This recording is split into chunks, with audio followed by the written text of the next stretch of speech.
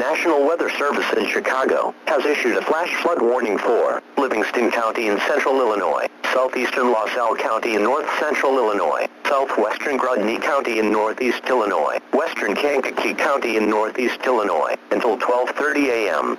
At 9:34 p.m., National Weather Service Doppler radar indicated heavy rain falling across the warned area. Up to 1 inch of rain has already fallen. Flash flooding is already occurring. Some locations that will experience flooding include Campus, Kingley, Pontiac, Fairbury, Dana, Flanagan, Streeter, Sonneman, Odell, Cornell, Emmington, South Streeter, White, Long Point, and Gridley. Excessive runoff from heavy rainfall will cause flooding of small creeks and streams, highways, viaducts, and underpasses. Additionally, country roads and farmlands along the banks of creeks, streams, and other low-lying areas are subject to flooding. Be especially cautious at night, when it is harder to recognize the dangers of flooding.